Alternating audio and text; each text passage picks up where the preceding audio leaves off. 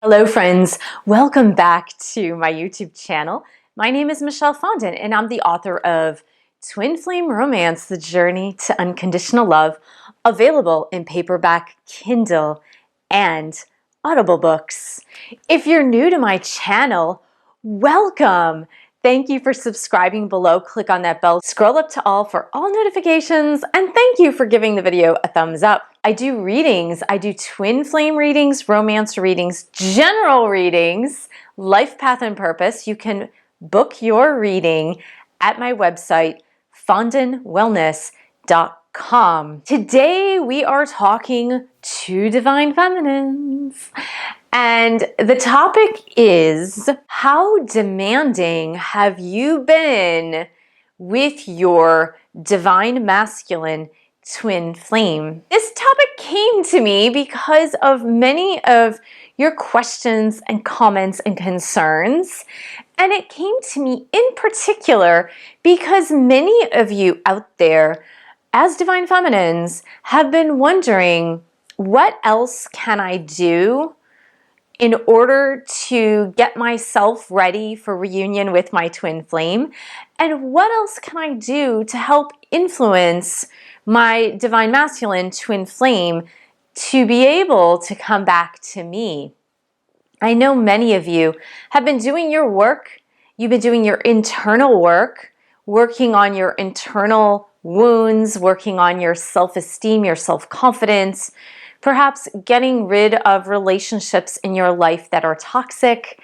You have been doing the work. And I know this because when I do my weekly readings, I see that the Divine Feminine Collective has been doing their work. So I assure you that things are moving in the right direction for the collective that I read for.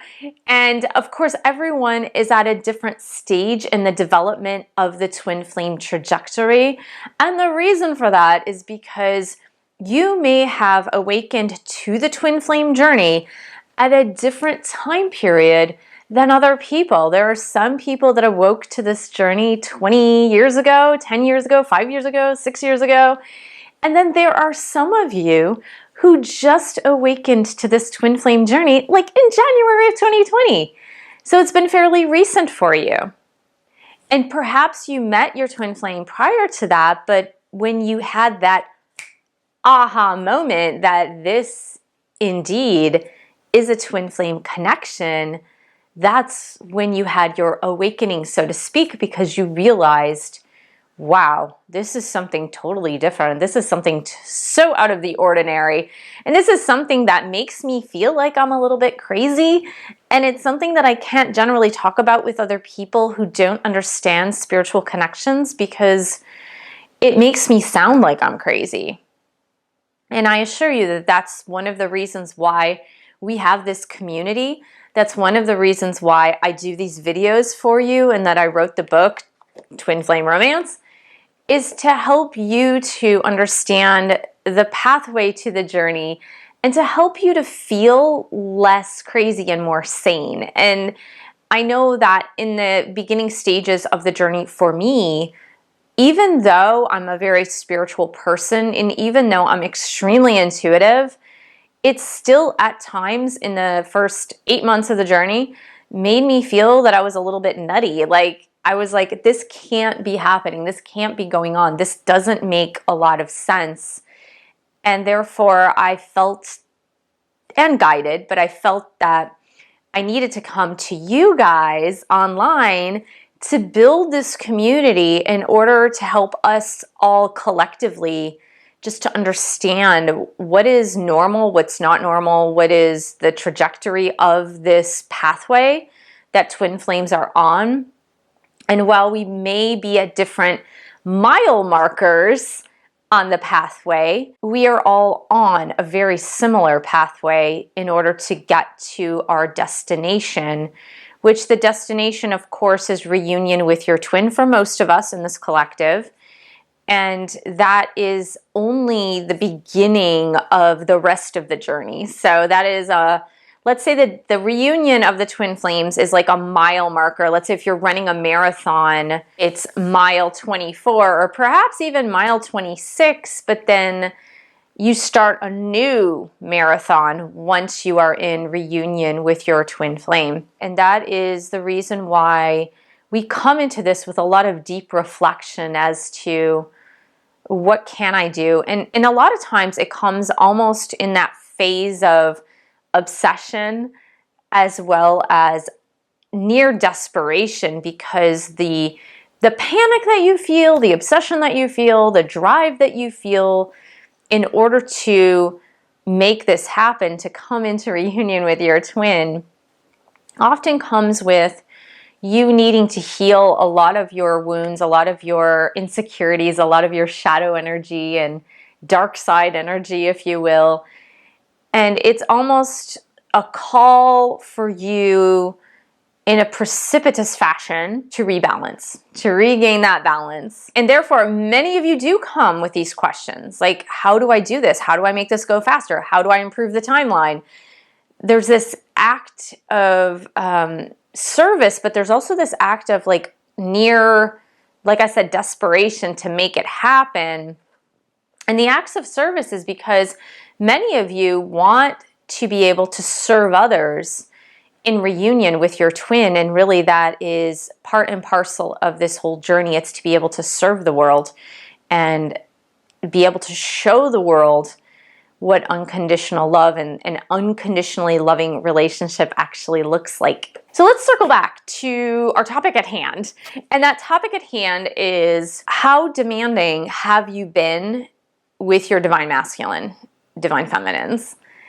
And I say this because in speaking with many of you through coaching, and of course, giving readings and coaching come hand in hand, and in speaking with many of you through the live streams that I've done, reading your comments, seeing your questions, there has been this, and not for all of you, I'm saying that for a lot of you, you've transcended this sense of being demanding, but sometimes being demanding can be very subtle. And here's why it's particularly interesting and more important in a twin flame connection that you pull away from being demanding with your divine masculine twin flame. It's because twin flames are very, very sensitive to each other. They pick up energy from each other all the time, all the time. And even if you guys are in total separation, even if you guys have not had 3D communication in a long time, your twin flame divine masculine is still picking up on your energy all the time. Why? Because your souls are connected. And I describe this in many other videos where the imprints of your lives are being simultaneously recorded in your soul's genetic code simultaneously and in real time. So even if your twin cannot articulate it or is not able to verbalize, here's what's going on with my divine feminine twin flame, they feel energetically what you're doing. So they feel energetically what you're doing in the 5D, what you're doing in 3D, what you're doing in other dimensions as well as your attitude, your intention, your ego's agenda, your mindset, what's happening in your thoughts and your dreams, all of that. They can sense it. They know it. Now, in previous videos, we have talked about the runner-chaser dynamic of twin flames. And of course, the runner-chaser dynamic of twin flames, it's not unique to the divine masculine to be the runner, although it's more common for the divine masculine twin flame to be the runner. It's more common for the divine feminine twin flame to be the chaser. And that's part of this energy dynamic that through healing must be reversed to come into reunion.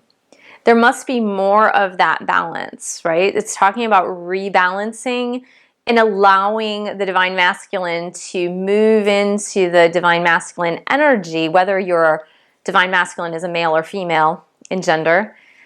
So it's about allowing them to move back into that masculine energy, which is a projection moving forward. So it's a moving forward energy, whereas the divine feminine energy is a receptive energy. So it's open and receiving and receptive. So it's not a chasing energy.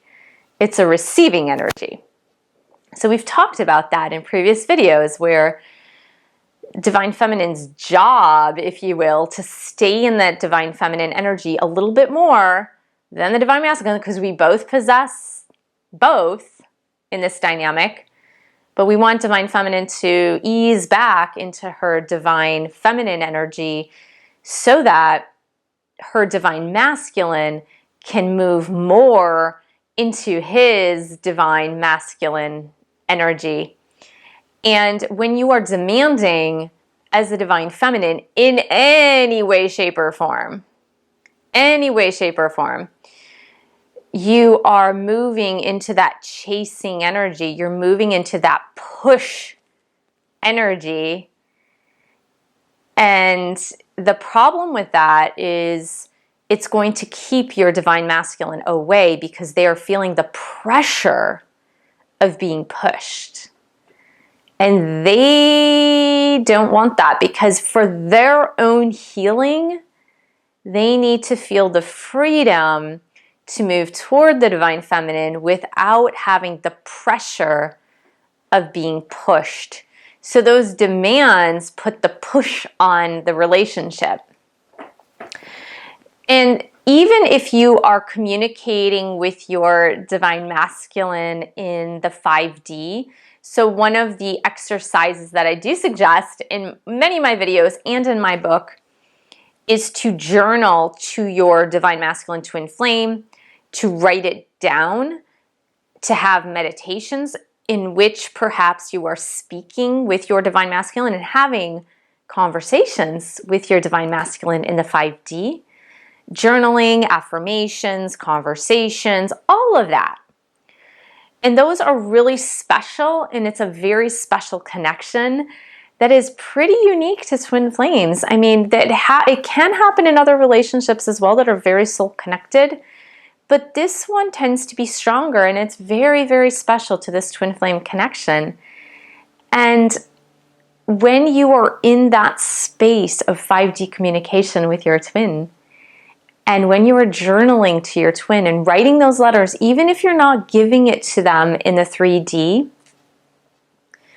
if your aura is that of a person who is demands, like telling them what to do, saying what they must do, prompting them to do things, like, you better just hurry up and come back to me, because if you don't hurry up and come back to me, I'm not going to be there when you come back.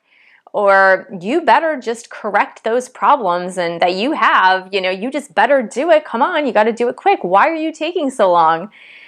And all of those things that are just like these demands that put pressure, or even saying like, you can't come back to me until A, B, C, D, E, F, G, H, I, it's like you put all of these conditions and parameters. Now, that's not to say that it's okay when they do come back to you to accept poor behavior or being mistreated, as far as not having them be in their highest integrity. It's not that, of course, like you can hold up a boundary, but you're not holding up a boundary for them. You're holding up a boundary for yourself. So you can say, in my experience, what I have made the decision to do while we've been in separation, in my experience, it's been better for me. It's been a better relationship dynamic for me when the person that I'm with is honest and telling me the truth consistently. So do you see the difference between you better not lie, you better just, you better clean up your act, mister, and saying, for me, in order to receive, I need to receive truth, because in analyzing what I want to let into my energy fields, I've really come to the conclusion that I do much better when I'm able to have the people that are closest to me that are honest people. Like for me, that's just what's happening in my world right now. And if you're willing to do it, great. If you're not willing to do it, we might have to delay this and maybe take some time, extra time apart before you're ready to bring me honesty. So just something like that. It's a very different feel, because what you're doing in the second example is you are taking responsibility for your own life and what you want in your life and what you prefer not to have in your life. And this can change on a daily basis. It doesn't have to be set in stone, but it's something that you are learning about yourself and the things that you want to live with or not live with when it comes to the people that are surrounding you on a daily basis. So that's very different from being demanding and being bossy, if you will. That's another word for demanding, is being bossy with your twin flame divine masculine. Because I know that so many divine feminines in this collective have been in that seat, have taken the seat of being demanding, have taken the seat of being bossy, even in the 5D, toward their divine masculines because of the damage that was done early on in the relationship, because of the dishonesty, because of the push-pull, because of the hot and cold. And as a result of all these fears happening, because it's like, this is driving me crazy. What is this? Because of all those fears, it's like you became this person that maybe you were in the past, but maybe you weren't so much in the past, but you went into the driver's seat and you're like, I'm going to demand this and this and this and this, and you better listen, because this is not going to happen this way. It's going to happen my way or the highway. And your divine masculine can feel it.